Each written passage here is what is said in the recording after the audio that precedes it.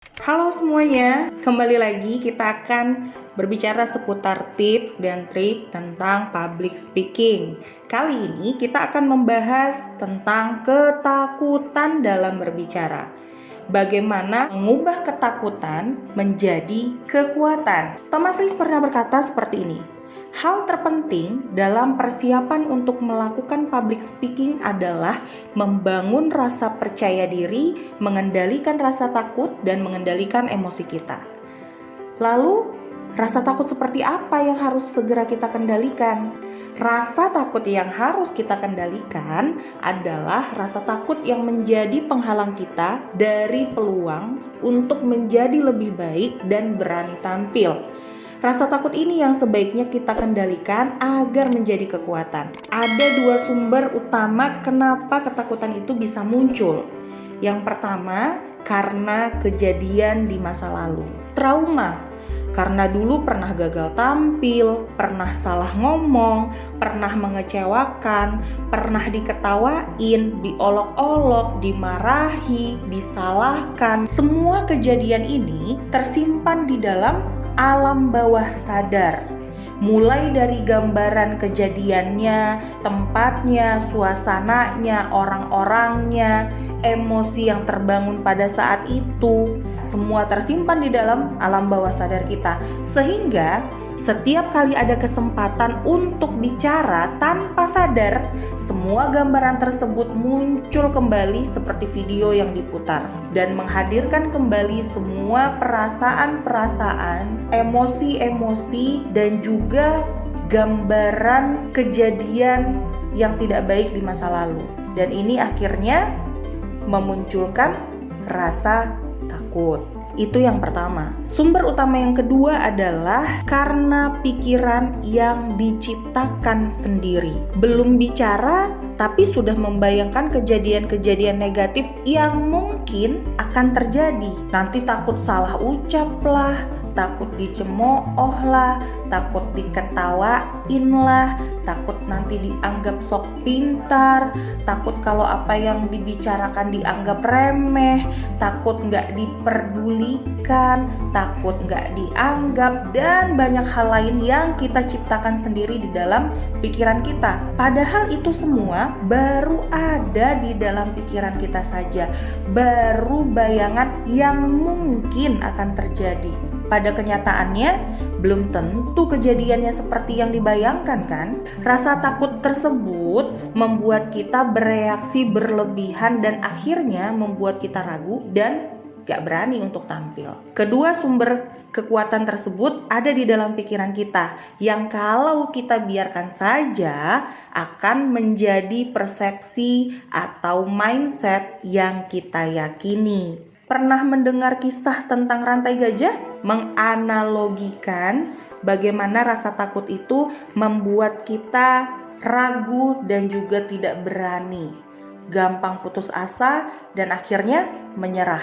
Kisahnya seperti ini. Konon ada seekor gajah yang kakinya diikat dengan rantai baja kuat. Selama berhari-hari dia berusaha untuk kabur, tapi setiap kali dia mencoba kabur, gajah tersebut selalu jatuh karena rantai baja yang mengikat kakinya. Awalnya dia masih meronta dan terus mencoba, tapi setiap kali dia bangkit, dia jatuh berkali-kali. Akhirnya di suatu hari, sang pemilik gajah tersebut mengganti rantai gajah itu dengan tali plastik. Tapi apa yang terjadi? Kaburkah si gajah tersebut? Tidak. Kenapa? Karena di dalam pikiran si gajah sudah tertanam persepsi apapun usaha yang dia lakukan untuk kabur, dia pasti akan jatuh lagi. Bagaimana hal tersebut terjadi di dalam pikiran kita? Setiap manusia pada umumnya pasti memiliki rasa takut. Tapi bagaimana kita bereaksi terhadap rasa takut tersebut dan bagaimana kita mengendalikan rasa takut tersebut, ini yang penting. Karena bahasan kita pada kali ini adalah mengubah ketakutan menjadi kekuatan, maka ada 3 tips yang bisa saya bagikan kepada kita semua, kepada kalian semua, agar kita bisa merubah ketakutan menjadi kekuatan. Tips yang pertama adalah menerima semua kegagalan di masa lalu dan menerima diri kita 100%. Cari tahu dulu apa saja ketakutan-ketakutan yang mungkin ada di dalam diri kita.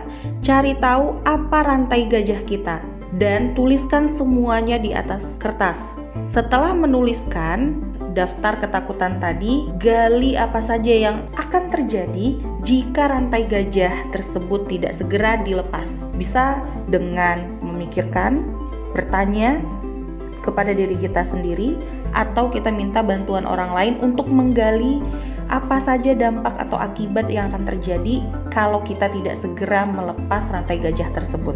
Setelah itu, buat komitmen untuk melakukan perubahan agar rantai gajahmu bisa kamu lepaskan. Tuliskan dan jalankan komitmen itu. Setelah itu sudah dilakukan, ambil waktu sejenak untuk self-talk. Berbicara kepada diri sendiri di tempat yang nyaman dan juga tenang. Terima semua kejadian-kejadian kelam kita di masa lalu. Terima semua kegagalan yang pernah kita lakukan. Maafkan kesalahan-kesalahan yang pernah kita lakukan terhadap diri kita. Berhentilah untuk mengutuk diri sendiri. Berdamailah dengan diri sendiri. Maafkan juga semua orang-orang yang dulu pernah mencemooh, menertawakan, menyakiti, menolak, mengecewakan kita, dan sebaliknya. Maafkan juga semua orang-orang yang kita pernah kecewakan. Kita semua pernah membuat kesalahan, bukan? Dan itulah yang menandakan bahwa kita manusia. Dan manusia yang cerdas adalah yang mau bangkit dan mencoba mengubah keadaan dengan terus belajar. Tips kedua adalah mengubah fokus dan keyakinan kita. Ubah fokus kita dari masalah ke solusi, dari penyebab ke cara menangani. Dengan fokus pada solusi, maka kita akan cepat move on dari masa lalu. Ubah keyakinan kita dari yang tidak mungkin menjadi mungkin, dari yang tidak bisa menjadi bisa. Orang yang tidak mau berubah akan ragu dan berkata, bisa nggak ya? Kayaknya saya nggak bisa deh. Kayaknya sulit deh, kayaknya gak bisa sekarang deh, dan berbagai ungkapan ragu lainnya. Sedangkan orang yang optimis akan berkata, ya, saya akan mencoba. Mulai hari ini saya akan terus belajar. Insya Allah saya sanggup. Memang sulit, tapi saya akan terus berusaha. Inilah yang membuat orang yang optimis dan yang percaya diri memiliki peluang lebih besar untuk berhasil. Ingat, apa yang kita pikirkan akan mempengaruhi tindakan kita. Tips yang ketiga adalah lakukan sekarang juga. Jangan ditunda. Untuk menuju perubahan yang besar, harus ada tindakan nyata yang kita lakukan.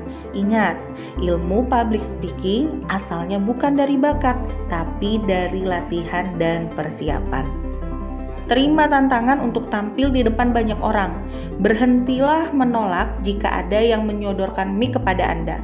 Ambil, bicara, mulai. Karena menunda untuk tampil hanya akan semakin membuat kamu jauh dari perubahan. Kalau kita tampil di depan banyak orang, yang mana yang harus kita lakukan? Be the best atau be yourself? Saran saya, be the best of yourself. Kenapa? Karena kalau kita berpikir kita harus menampilkan yang terbaik, be the best, maka ini akan menjadi tekanan untuk diri kita. Tapi kalau kita memilih be yourself ajalah, mengalir ajalah, ini bisa jadi membuat kita santai dan tampil seadanya saja. Makanya saran saya, be the best of yourself. Lakukan yang terbaik sesuai dengan kemampuan kamu. Tampil aja dulu. Lakukan sebaik mungkin yang bisa kamu lakukan saat itu. Jika memungkinkan, minta teman kamu untuk merekam saat kamu berbicara. Setelah itu, evaluasi dan lakukan perbaikan. Bung Karno pernah berkata, apabila di dalam diri seseorang masih ada rasa malu dan takut untuk berbuat suatu kebaikan, maka jaminan bagi orang tersebut adalah tidak akan bertemunya ia dengan kemajuan selangkah pun. So, lakukan sekarang juga. Teman-teman, Tidak selamanya rasa takut itu buruk. Terkadang kita juga perlu rasa takut agar kita tetap waspada, tetap melakukan preparation yang maksimal, dan tidak jatuh ke dalam sifat sombong atau angkuh. Semua orang sukses pernah mengalami rasa takut, juga pernah mengalami ragu-ragu. Meskipun mereka merasa takut dan ragu-ragu, mereka tetap mengambil keputusan untuk mengubahnya. Mereka tidak lari dari keadaan. Mereka mencoba mengendalikannya dan mengubahnya menjadi kekuatan. 3 tips ini semoga bisa dipraktekkan dan juga bisa membantu mengubah rasa takut kita menjadi kekuatan. Jalankan ketiganya dan sampai jumpa di next pertemuan. Salam inspirasi, karena mari bicara, mari menginspirasi. Assalamualaikum warahmatullahi wabarakatuh.